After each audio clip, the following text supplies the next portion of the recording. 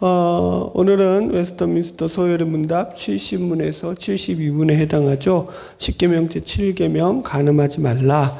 간음하지 말라라는 그런 주제를 가지고 말씀을 나누려고 해요. 먼저 이제 말씀을 들어가기 전에 제가 나눠드린 자료, 교재 자료 보면은 이 서론격에 해당하죠. 한 장 넘기면 2페이지 3번을 가보세요. 이 이제 간음하지 말라를 우리가 이제 이해하는 데 있어서 이걸 제가 먼저 좀 설명을 하는 게 나을 것 같아요.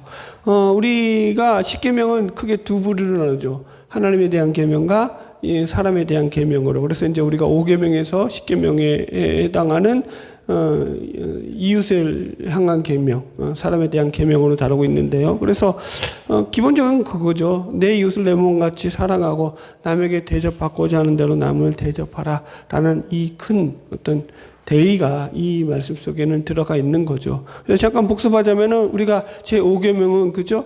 내 부모를 공경하라는 게 단순히 부모만 공경하라는 개념이 아니라 훨씬 더 제휴법으로 크게 본다고 했죠. 그래서 이제 이 부모라는 개념을 어떻게 잡았어요? 모든 인간이 가지고 있는 권위로 봤죠.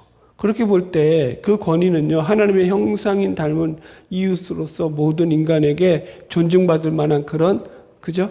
요소가 있다라는 차원에서 우리는 그 부모 공경을 살폈고요. 두 번째로 살인하지 말라 제 6계명에서도 그 살인하지 말라는 게 이게 그냥 단지 도덕적이고 윤리적인 차원에서 사람의 생명을 죽이면 안 된다라는 차원의 얘기가 아니라 하나님의 형상을 닮은 사람으로서, 그죠? 하나님이 그 생명을 어떻게 보시는 거예요?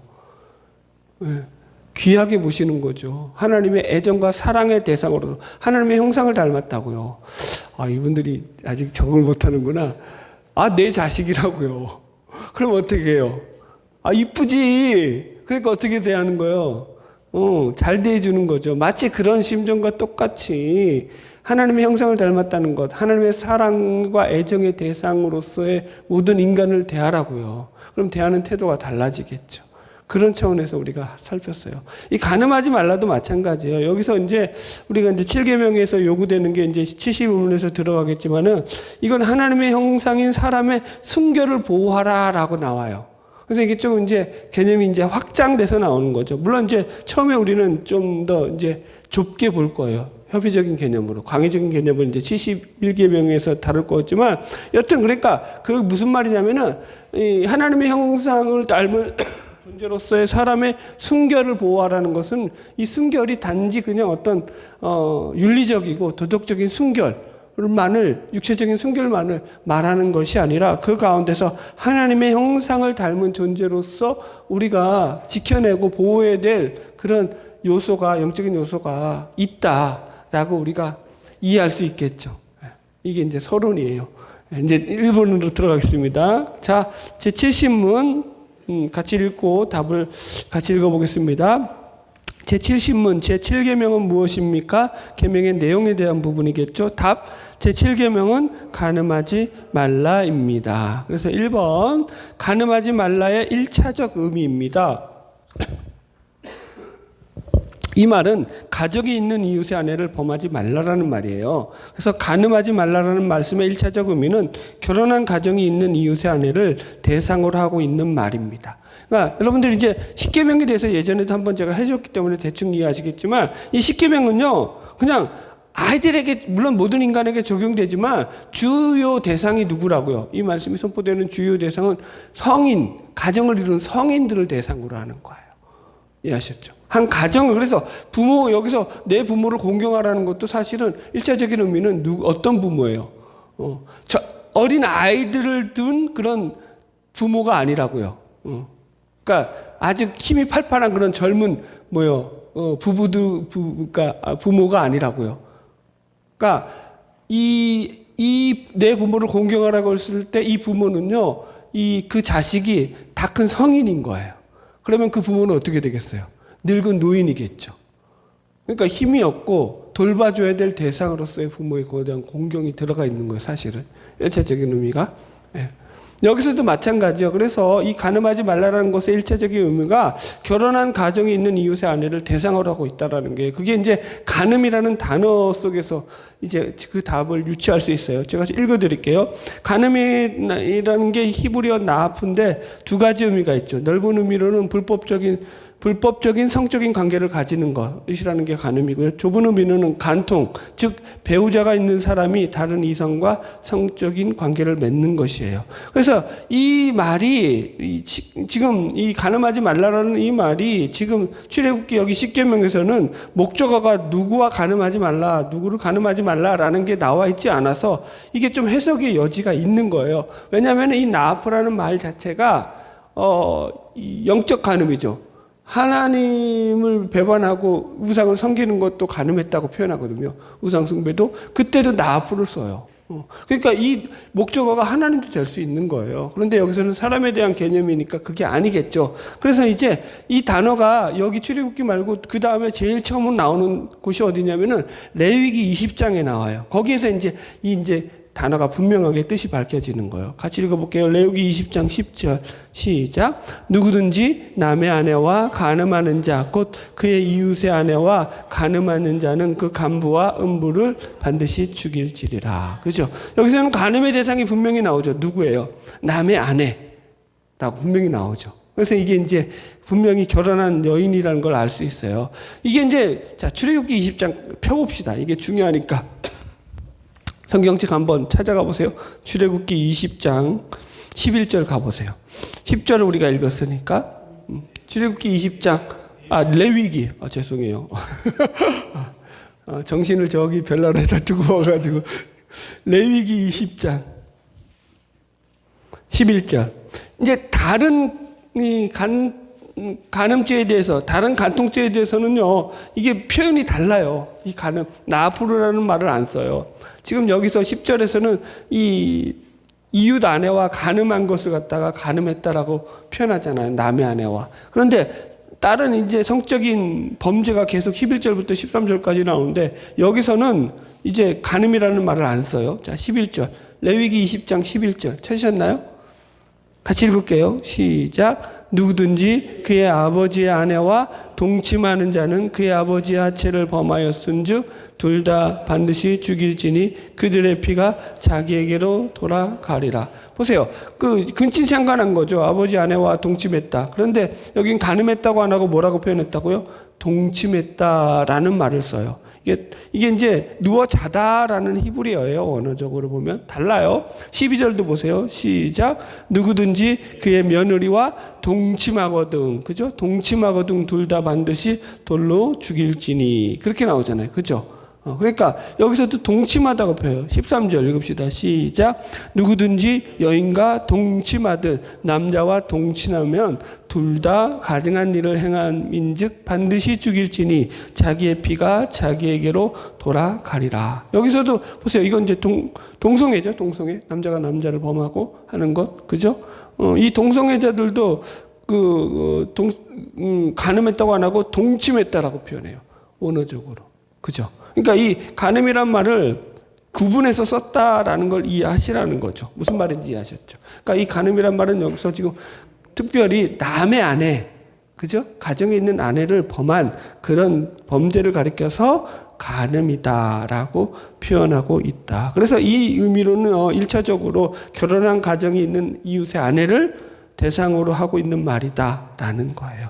자, 성경에 나아프가 나오는 말들을 제가 몇 개 찾아놨어요. 그래서 같이 읽을까요? 여기 교재자로 다시 들어갈게요.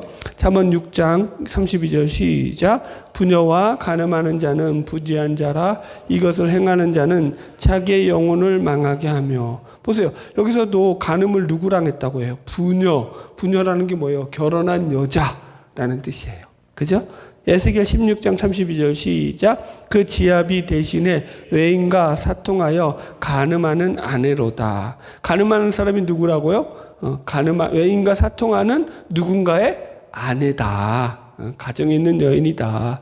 호세아 4장 13절 시작. 너희 딸들이 행음하며 너희 며느리들이 간음을 행하는도다. 간음을 행하는 대상이 또 누구라고요? 너희 며느리들, 시집가서 가정에 있는 여인들이 간음을 행했다라고 표현한다고요. 그래서 구약 성경에서는 이렇게 일관되게 간음이라는 말을 가정에 있는 아내와 성적인 관계를, 그죠? 성범죄를 저지르는 거죠. 그게 이미, 그래서 왜 이게 문제가 되냐면은 이미 결혼한 가정을 깨는 행위가 되기 때문이라는 거예요. 그래서 이 7계명에 2번 들어갈게요. 1차적인 목적은 뭐라고요? 가정의 보존에 있다라는 거예요. 가정의 보존. 대부분 성경학자들은요, 그래서 이 7계명에 간음하지 말라고 하신 하나님의 말씀의 목적을 가정의 신성함을 보존하고 결혼 제도를 보호하면서 부부간의 정결을 지키도록 하는 것이다 라고 보고 있어요. 자, 제가 그래서 이 가정을 깨트리는 것을 간음이라고 얘기하면서 그것을 아주 제약시하는데, 그럼 우리가 이 가정이 왜 중요하는지, 결혼 제도가 왜 중요한지를 갖다가 조금 살펴봐야겠죠, 성경에서. 제가 그래서 몇 가지 정리했어요. 첫 번째가 뭐냐면, 가정과 결혼 제도는 하나님이 제정하신 창조 규례에 속하기 때문이다. 가정은요, 하나님이 세우신 조직이에요. 그죠? 그죠? 이걸 왜 창조 규례라고 표현하냐면,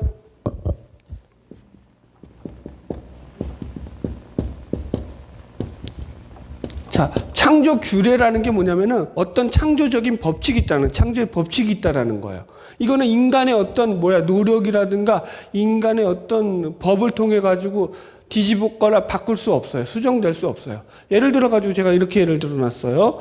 하루 24시간, 1년 365일. 이거 뒤집을 수 있어요, 없어요? 뒤집을 수 없어요, 이거를. 나는 하루가 20시간이면 좋겠어요. 그래서 어느 나라에서 하루를 20시간으로 수정하는 법안을 만들어서 그 나라에서는 하루를 20시간 지킨다고 합시다. 그럼 그게 여러분들 하루가 20시간으로 만들었다고 해가지고 그러면 그게 지켜질 수 있나요? 낮밤이 그 나라는 하루에 20시간은 한 4시간 짧아지고 밤이 2시간 짧아지고 이럴 수 있나요? 그럴 수 없는 거예요. 그죠? 365일 1년도 우리가 정한 게 아니에요. 하나님의 창조의 법칙 속에서 그렇게 정해진 거라니까요. 그게 창조 규례라는 거예요. 하나님이 그와 마찬가지로 하나님이 이 창조 규례 속에서는 모든 짐승들을 어떻게 만들었어요? 모든 동물들을 암컷과 수컷으로 만들어요. 암수로 만들어서 둘이 쌍을 이루고 짝을 이루어서 개체를 보존하도록 했다고요. 이게 하나님의 창조 법칙 규례 속에 들어가 있죠. 여기에 인간도 예외가 있다, 없다? 없다. 자, 창세기 2장 22절 같이 읽어봅시다.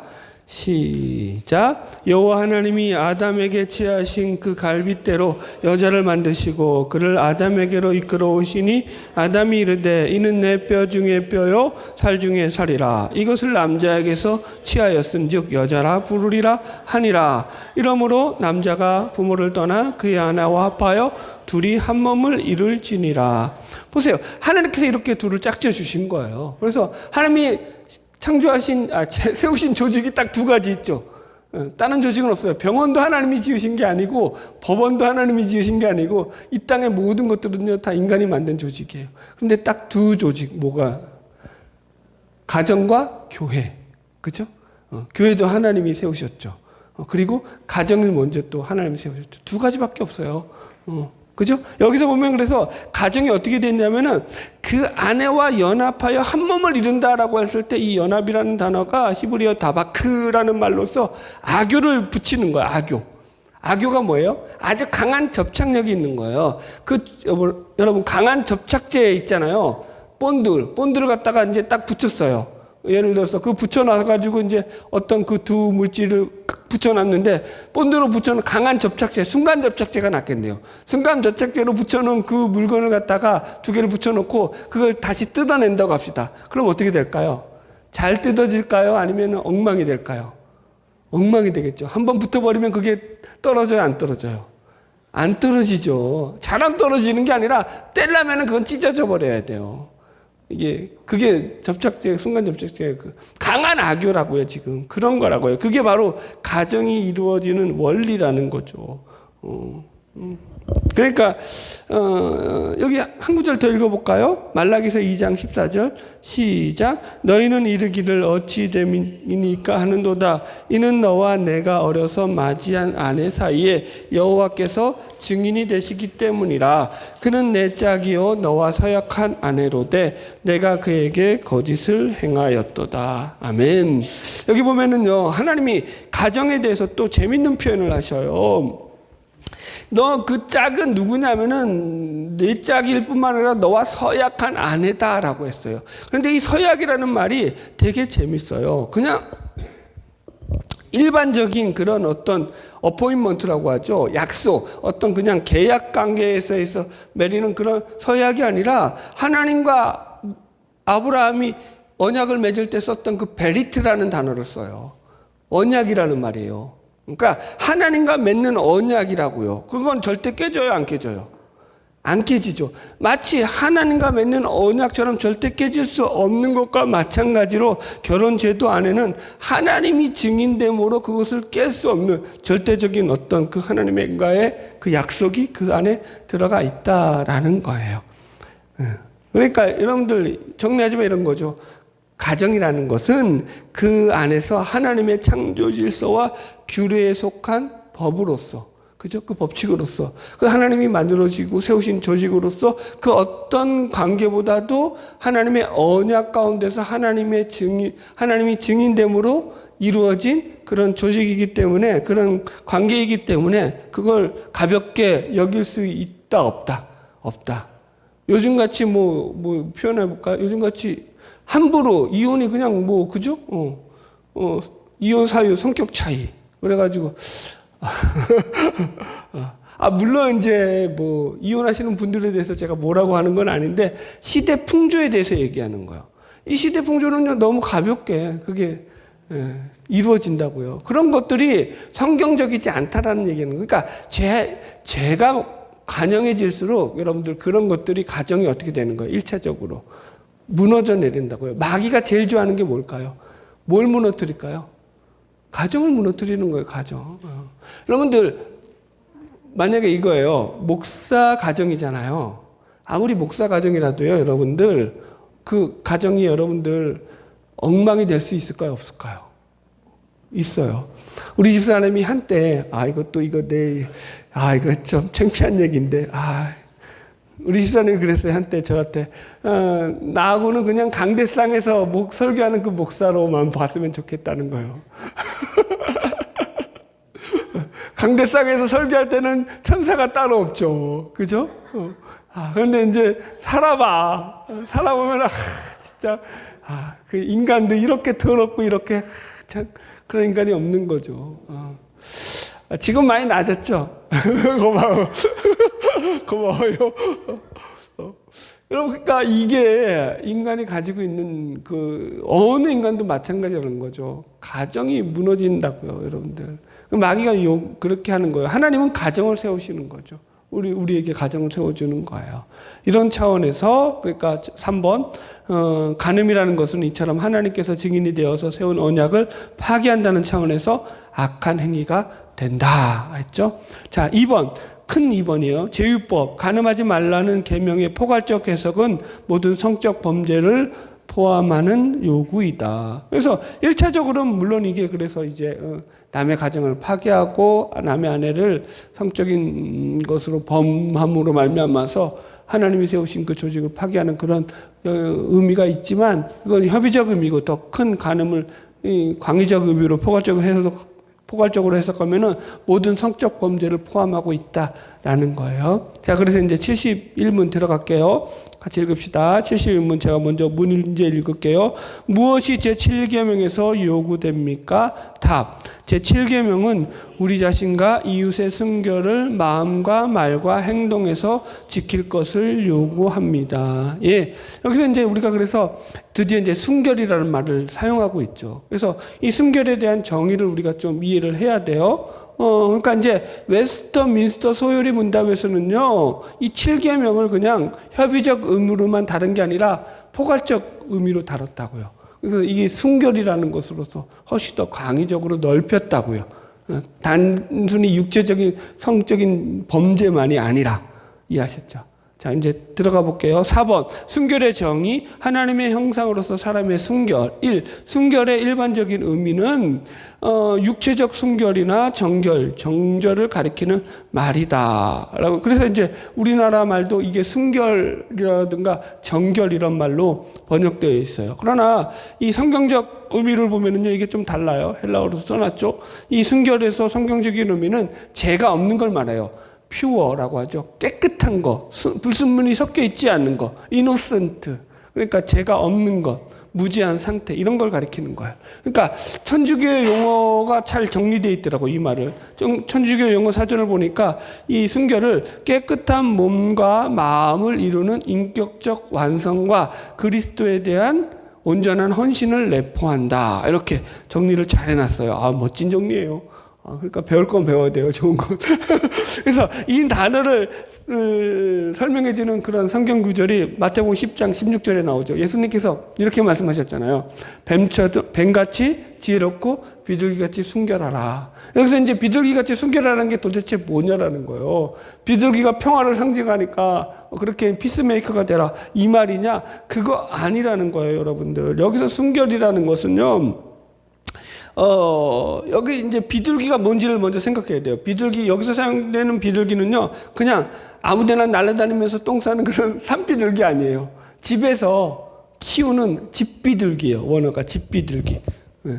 집에서, 그러니까, 먹이 주고 관리해서 키우는 그런 철저하게 훈련된 비둘기를 말하는 거예요. 그래서 그 당시에 이 비둘기들은요, 어떤 역할을 했냐면은 편지라든가 또 어떤 전화 같은 게 발달되지 않았잖아요. 고대 사회는요. 그래서 먼 곳에 소식을 전하는 게 되게 불편했잖아요. 그래서 이 비둘기가 그 전서구 역할을 했다고요. 그래서 그 비둘기가 맡은 역할을 지금 이야기하는 거예요. 그러니까 예를 들어서 비둘기가 이제 이 전서구를 맡고 그 편지를 전달하러 날아가는 비둘기가 이제 산비둘기 떼들이 막 날아서 막 다른 데로 이동하고 있어요. 그럼 날아가다가 야, 나 쟤네들하고 놀고 싶어 하면서 걔네들 따라가지고 새길로 빠질까요? 안 빠질까요? 안 빠져요. 그러면 집비둘기가 아닌 거예요.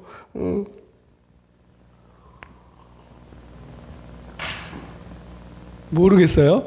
우리 고양이 얘가 될라나 모르겠는데, 이게 또. 우리 고양이는 이제 집고양이잖아요. 그죠? 그럼 밖에 나가면은 들고양이들과 잘 놀까요? 못 놀까요? 못 놀아요. 집고양이는요. 걔가, 밖에 나가면은 다른 고양이 쫓아갈까요? 저 쫓아올까요? 아마 저를 쫓아올 거예요. 그게 집고양이라고요. 야생성이 있는데도 그렇다니까요. 그러니까 그게 이제 다른 거예요. 자, 그래서 그러니까 보세요. 무슨 얘기냐면, 그래서 정리하자면 이런 거예요. 이 비둘기처럼 순결하라는 것은요, 단순히 온순해져라, 평안해져라 이런 의미가 아니라 세상과 뒤섞여서 주인 없이 살아가는 그런 삶이 아니라 오직 주인의 말에 절대 순종하여서 주인의 뜻을 따르는 것처럼 그렇게 행하라라는 거예요. 그 순결이. 그러니까 순결이 뭐라고요? 주인, 오직 한 주인만 따라가는 거를 얘기하는 거예요. 여기서 다른 거에 섞여지지 않는 거예요, 여러분들. 그래서 제가 정리를 이렇게 해놨죠. 여기 보면은, 그러니까 순결은 협의적 의미로는 육체적 순결과 정결을 가리키는 동시에 광의적 의미로는 주님 한 분만을 바라보면서 불의와 섞여서 세상과 타협하면서 살아가지 않는, 세상의 더러움과 섞이지 않는 순수한 성품을 가리키는 말이다. 공부를 못해서 이렇게 길게 한 거예요. 한마디로 딱 해주시면 하여튼 다 집어넣었어요. 하여튼간 그래서 그럼 이제 보세요. 이렇게 순결을 정의하고 나니까 여러분들, 그러니까 이 우리의 순결을 지키는 게 이제 나오는 거죠. 그래서 세 번째, 성적으로 타락한 세상의 풍습으로부터 하나님의 형상으로서 사람의 순결을 보호하라라는 거예요, 여러분들. 그러면 하나님이 벌하고 멸망했던 그런 대부분의 도시들의 그 타락의 가장 대표적인 특징이 뭐였죠? 성적인 타락이에요. 성적인 타락. 항상. 그죠? 노아의 홍수가 있기 전에도, 그죠? 사람들의 타락이 뭘로부터 왔다고요? 성적인 타락이요. 하나님의 아들들이 사람의 딸들을 좋아함으로 자기 마음대로 취하였다고요. 성적으로 타락했다는 얘기예요. 소돔과 고모라가 멸망받을 때도요. 그죠? 가장 문란한 동성애. 그죠? 그 소돔이라는 그 영어 자체가요. 그래서 이게 이 동성애와 수관을 뜻해요. 영어적인 의미가. 그러니까 더러운 거죠. 성적으로. 그러니까 이제 그런 것들을 우리가 기억해야 돼요. 재밌는 얘기를 제가 써놨어요. 어거스틴의 고백록. 오 주님 제게 정결과 금욕을 주소서 그러나 지금은 마소서. 어거스틴의 고백록에 보면은요, 이제 어거스틴이 저거 뭐예요? 회심하기 전에 이제 하나님에게 좀 가까워졌어요. 막 이제 믿음도 좀 들어오는 것 같고, 하나님이 어떻게 이제 섬겨야 될지 그런 하나님에 대한 관계도 좀 가까워지면서 하나님을 믿으려고 하는데, 아직까지 그 타락한 문란한 생활이 정리가 안 됐어요. 근데 그걸 정리하고 싶었을까요? 싫었을까요? 하나님은 믿고 싶은데 또 그 생활은 또 버리기가 싫은 거야. 아직까지 이것도 좋은 거야. 그러니까 어떻게 했다고요? 하나님, 기도를 이렇게 하는 거야. 하나님 저에게 정결한 마음을 주시옵소서. 그러나 지금은 마시옵소서. 그러다가 팍 깨지죠. 이제 그런 거예요. 인간의 마음이 그런 요소가 있다라는 거죠. 자, 세 번째, 오늘날 시대 정신의 흐름. 오늘날 시대는 도착적인 시대를 살아가고 있습니다. 그죠? 우리나라도 이제 10년 전에, 딱 10년이죠. 2015년이었으니까. 간통죄가 폐지되었죠. 그래서 이제, 지금은 간통죄를 폐지한 그 시대를 살아가는데, 간통죄를 폐지했던 그 헌법재판소의 의미가 뭐냐면은, 인간의 그 자유권을 침해한다는 거예요, 그게. 사생활이 침해된다라는 거예요. 그래서 그 인간의 개인의 사생활에 국가가 형벌을 가하는 것은 과도하다라고 그렇게 판결을 내리죠. 야, 여러분들. 그렇다고요, 여러분들. 제가 헌법재판소가 잘못했다는 게 아니라 시대 흐름이 그렇다고요. 자, 보세요. 요즘 시대는요, 이 음란패설이 걸러지지 않는 그런, 매스미디어라고 하죠. 모든 미디어를 통해가지고 대형 미디어들이 전부 다 그렇게, 이제는 뭐죠? 그런 성을 갖다가 상품화해가지고 팔아제끼는 시대가 됐죠. 음란 영화라든가 유튜브에서도 마찬가지고요. 막장 드라마를 보더라도 이제 불륜이요.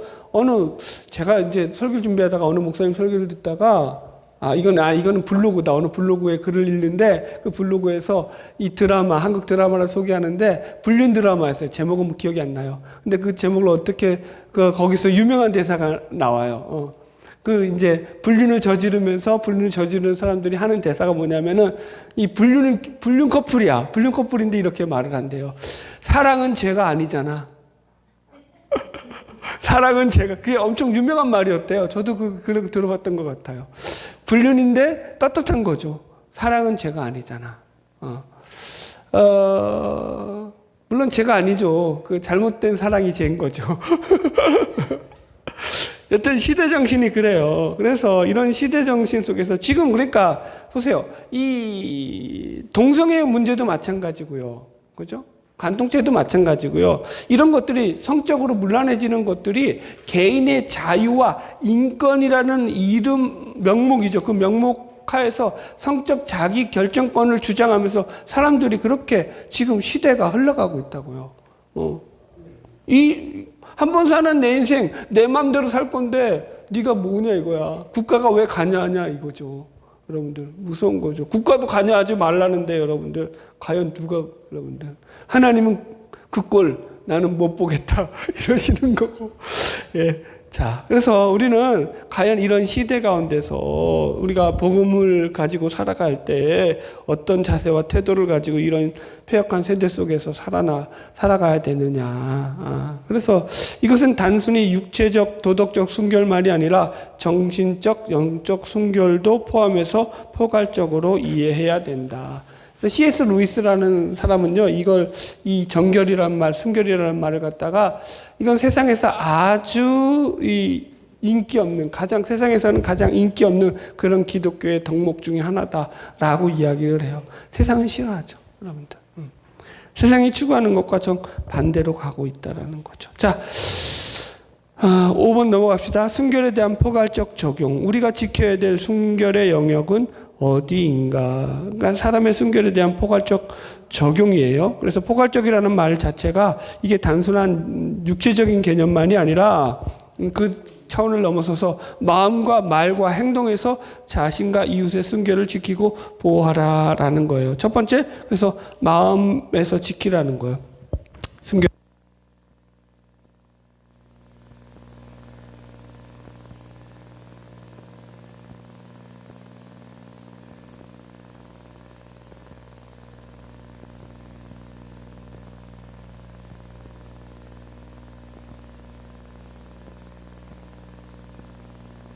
예.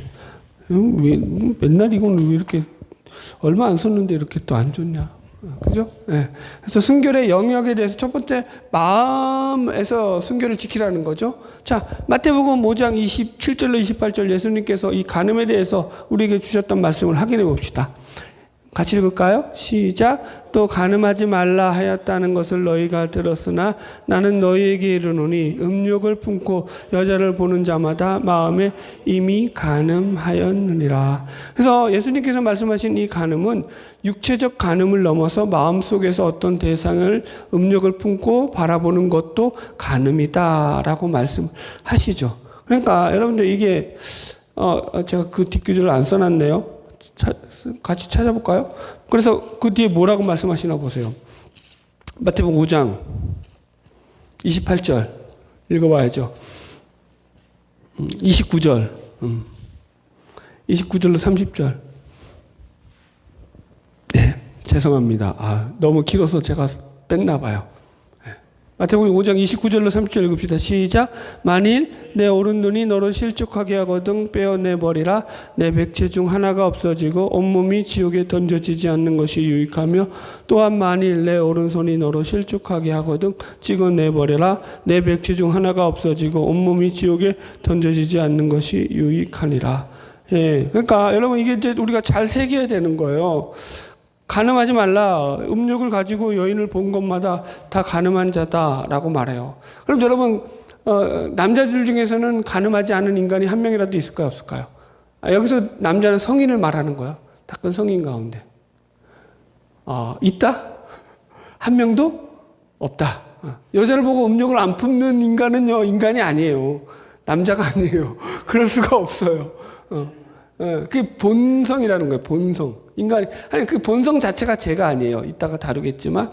그러니까 지금 여기서 우리가, 보세요. 그래서 이게 무슨 말이냐면은 예수님께서 그래서 살인하지 말라 해서도 말씀드렸지만은 형제에 대해서 노하고, 그죠? 분노하는 것도 다 살인이야. 라고 말씀하시잖아요. 지금도 마찬가지라고요. 그래서 눈 뽑아버리고 손 잘라버리라는 얘기예요, 이거? 그럼 여러분들 우리 눈하고 손이 지금 남자들 중에서 나만 아는 사람이 있을까요, 없을까요? 아무도 없어요, 여러분. 실제로 중세 때 이거 수도사가 그죠? 음란한 마음이 들어오니까 그래가지고 눈을 뽑았대잖아요. 그럼 음란한 마음이 안 들어올까요? 한쪽 눈만 뽑았으니까 다른 눈으로는 들어오겠죠. 어느 기사에서도 봤는데 이거 불교의 스님이에요. 이 스님도 자기가 자꾸 이제 음란한 생각이 들어오니까 자기 손을 잘랐대요. 대단한 분들 같아, 이런 분들은. 그럼 자기 손을 자르면 그럼 그 뒤에는 음란한 마음이 안 들어올까요?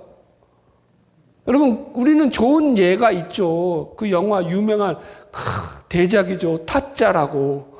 여러분 보셨나요? 그 영화 타짜. 도박 영화잖아요. 그 유명한 타짜. 거기서 첫 번째 나오는 세 대표적인 그 도박의 왕들이 나오죠. 첫 번째가 짝귀예요. 짝귀. 왜 이름이 짝귀인지 아세요? 도박하다가 귀 잘린 거예요. 그래서 짝귀예요, 짝귀. 두 번째가 평경장인가 그럴 거예요. 평경장. 내가 써놨어요. 네. 이 평경장은요, 도박하다가 한 손이 잘려나가요. 한쪽 손이 잘려나갔어요. 그 다음에 이제 세 번째 유명한 도박왕이 누구냐면 아귀예요, 아귀. 아기는요, 도박하다가 거기 주인공한테서 이제 손 잘려 나가거든요. 그러니까 다 그렇게 잘려 나갔다고. 그러면 이 사람들이 그래 도박하다가 귀 잘리고 손 잘렸으니까 도박을 안 했을까요? 아니요. 잘린 귀, 잘린 눈 가지고, 잘린 손 가지고 도박했다니까요. 이게 여러분, 이게 벗어날 수가 없는 거예요. 그 마음이 바뀌지 않는 한. 지금 그래서 마음을 지키라는 것은요 결국 그거예요. 이게 예수 그리스도 안에서 그 마음이 새롭게 되지 않는 한, 마음이 변화되지 않는 한 여러분들 이게 가능하다 불가능하다 불가능하다 그 얘기하는 거예요. 예수님께서 눈을 뽑아버려라 손을 잘라버려라 이 말씀은 전부 다 역설적인 거예요. 네가 눈을 뽑아봐라 죄를 안 짓을 수 있든지 네가 손을 잘라봐라 그런다고 네가 죄를 안 짓든지 아니라니까요. 인간은요 그렇게 해가지고 여러분들 죄를 안 짓는 존재가 아니에요. 그 마음을 새롭게 하라는 거예요. 마음을 지켜내지 못하면 거기 속에서는요 어떤 것도 여러분들 지켜낼 힘이 없다. 자 넘어갈게요. 2번 언어에서 지키라는 거예요. 순결을. 에베소서 4장 29절 같이 읽읍시다. 무릇 더러운 말은 너희 입 밖에도 내지 말고 오직 덕을 세우는데 소용대로 선한 말을 하여 듣는 자들에게 은혜를 끼치게 하라. 예, 그러니까 여기서 더러운 말은 입 밖에 내지 말라라는 거예요. 그러니까 음담패설이라든가 이 야한 농담 같은 것들도 삼가라는 거죠. 이것도 어느 목사님 설교 가운데서 이제 들었던 얘기인데, 이 목사님이 이제, 그 어느 교회 장로님인데, 그 교회 장로님인지 다른 교회 장로님인지 모르겠어요. 그런데 이분이 자꾸 이 사석에서도 그러고, 공석에서도 심지어 이제 부하 직원들이라든가 이 사람이 좀 지위가 높았던 분 같아요. 그런데 아주 그냥 그 음란한 말들을 막 하는 거예요. 서슴없이. 막 음담패설을 막 하고. 그러니까 이제 이 목사님이 지켜보다가 한 몇 번 보다가 그 목사님, 그 장로님하고 이제 대면해가지고 그런 말을 할 때 아주 그 뭐라 그럴까요? 정색을 하면서 얘기했다고 합니다. 장로님, 그 지금 하신 장로님이 그렇게 말하신 것은요, 교회 치리에 걸립니다. 그 교회 치리에 걸리는 줄은 아시지요? 무슨 말인지 이해하세요? 교회 치리에 걸린다는 게 무슨 말이냐면은 그 교단의 교리와 장정에 의해서 이 장로가 제명될 수 있는 거예요. 그만큼 그거 위중한 사항이라는 거예요. 말에서도 여러분들 우리가 잘해야 되는 거예요. 지금은요, 여러분들 말도요 아주 싸나워졌죠. 거칠어지고 막 그냥 그죠? 서슴없이 내뱉죠. 그래서 우리가 늘 이 말도 잘 삼가고 살아야 되는 거예요. 그러니까 절제라는 거죠, 절제. 이게 중요한 거예요. 자, 넘어갈게요. 3번, 행위에서 지키라. 그러니까 이제 예를 고린도전서 5장 1절로 2절을 들어놨어요.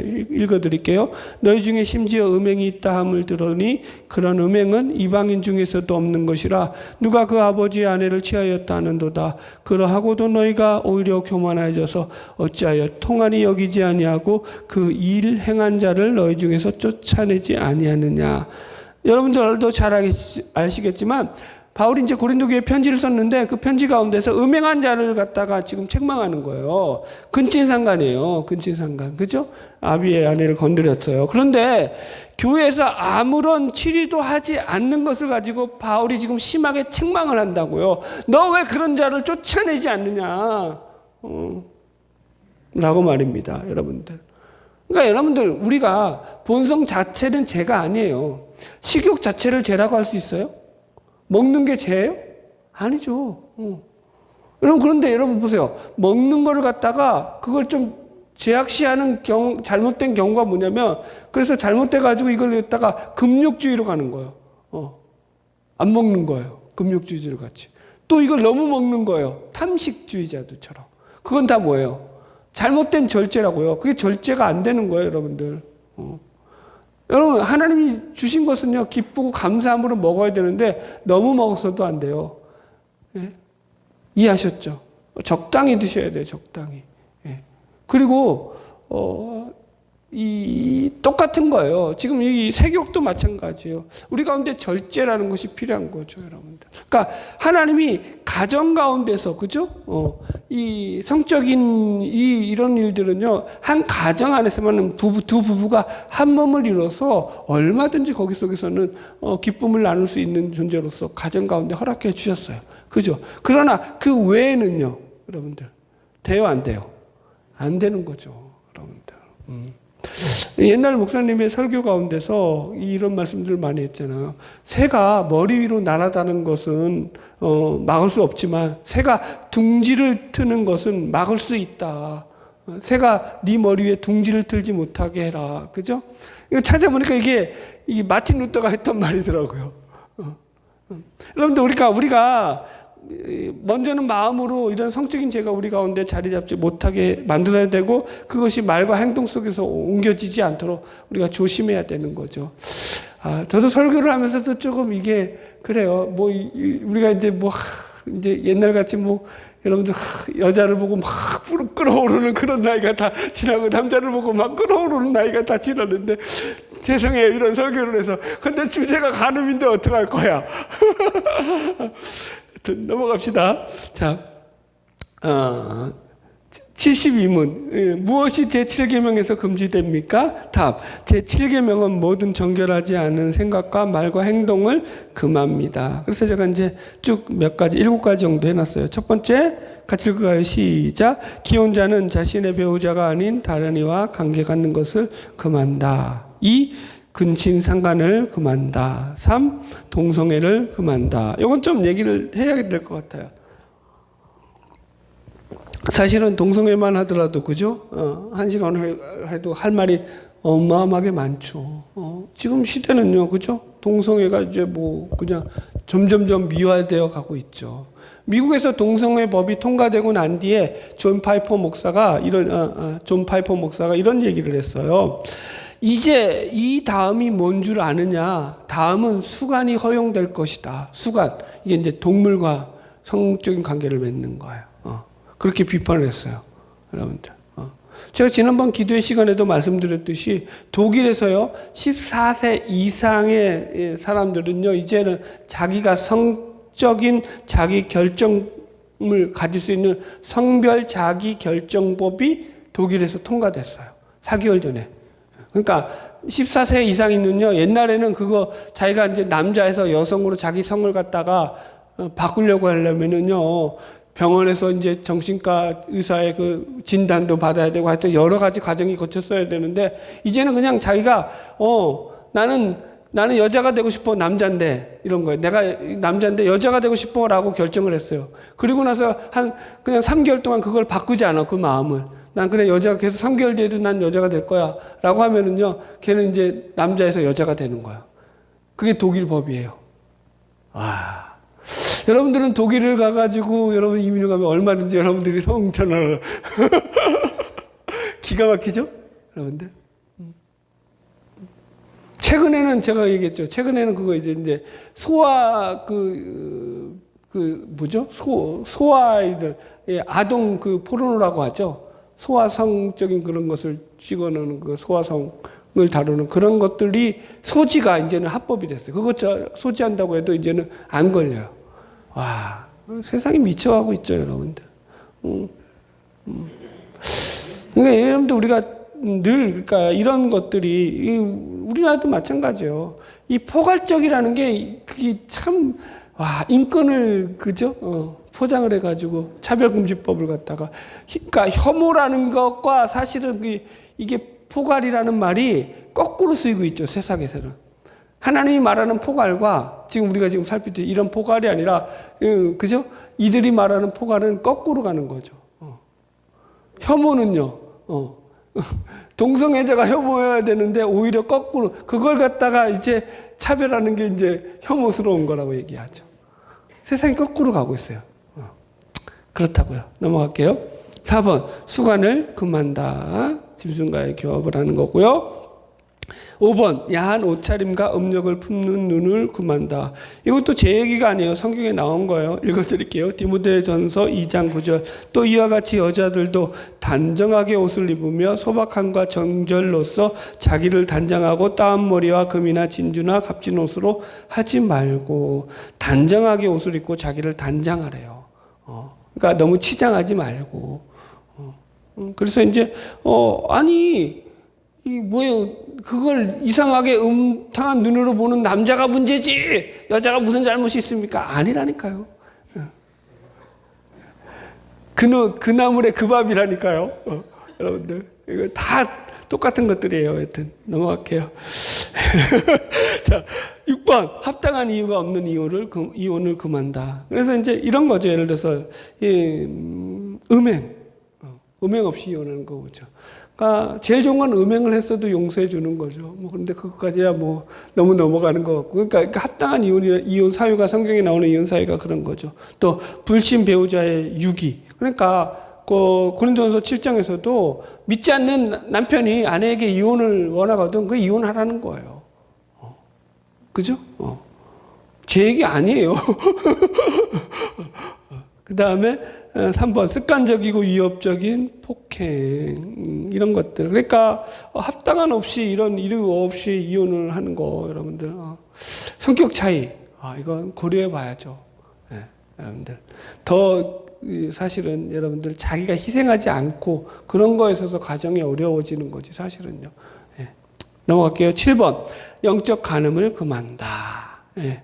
하나님과의 그 약속, 그죠? 하나님과의 그 정결함도 지켜내야 되는 거죠. 적용하겠습니다. 7번. 성도착 사회에서 믿음으로 살아가기, 눈과 귀와 입부터 조심해라. 1번. 하나님이 허락하신 가정의 보존을 위해서 힘쓰면서 살아가라. 그죠?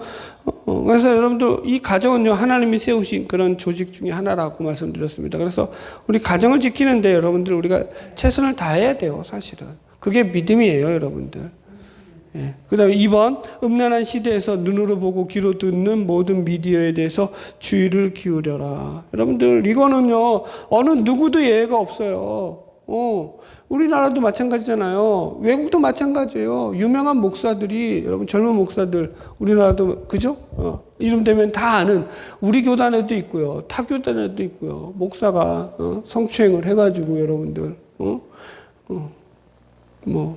그리고 또 다시 목회는 또 잘해요. 그래놓고도. 그런데 여러분들 최소한의 더 징계는 있어야죠. 너무 그러니까 떳떳하니까 그런 것들이 좀 그렇죠, 여러분들. 교회의 어떤 모르죠? 교회가 스스로 정죄되는 그런 정죄작용을 잃어버리는 거죠. 세상의 빛과 소금이 아니라 그러면은 세상으로부터 욕을 먹게 되는 거죠. 보세요. 교회는요, 제가 도덕과 윤리를 강조하진 않아요. 영적인 것이 더 중요하니까. 그럼에도 불구하고 세상보다 도덕과 윤리가 상식적으로 더 떨어지면 돼요, 안 돼요? 교회라는 것이. 안 돼요. 더 엄격하면 엄격하죠. 하나님을 믿는데 왜 타락하고 이 양심이 꺼리껴지는 그런 일들이 서슴없이 교회 안에서 일어나냐고요. 그러면 안 되는 거죠, 여러분들. 예. 그래서 우리가 늘 주의를 기울여야 된다. 예. 3번 성적인 농담이라든가 음담 패설, 누추한 말, 언어에서도 훈련하자. 그러니까 여러분들 말을 잘합시다. 제가 시편 119편 9절과 디모데후서 2장 22절을 써놨어요. 청년이 무엇으로 그 행실을 깨끗해 하리까? 주의 말씀만 지킬 따름이니이다. 또한 너는 청년의 정욕을 피하고 주를 깨끗한 마음으로 부르는 자들과 함께 의와 믿음과 사랑과 화평을 따르라. 예. 하나님은 오늘 우리 이제 주제가 조금 그죠? 거리감이 있죠. 저도 거리감 준비하면서도 제가 이거 맞나 싶어서 거리감이 있긴 한데 그래서 이제 성경의 가르침이니까 참 그럼 어떤 면에서 그래서 감사해요. 나이가 먹는 게 왜 감사하죠? 이게 이제 점점 이제 우리랑 관계가 멀어지는 거야. 이거는 내가 나는 이제 음란한 마음을 품지 말아야지. 막 이제 젊을 때는 그래야 돼요. 진짜 애쓰고 노력해야지 여인을 보기를 돌같이 될 그게 안 돼요. 젊은이. 그런데 나이를 먹으면 어떻게 되죠? 점점점 내 시야에서 이제 그게 멀어져가 관심이 없어지죠. 그게 참 감사한 거죠. 어떻게 보면은 여러분들. 하여튼 우리가 우리의 생활 속에서 그럼에도 불구하고 늘 조심하고 주의를 해야죠. 제약된 자리에 빠지지 않도록 늘 경계하면서 믿음으로 승리하는 저와 여러분 되기를 주님의 이름으로 축복합니다. 예, 기도하겠습니다. 조시아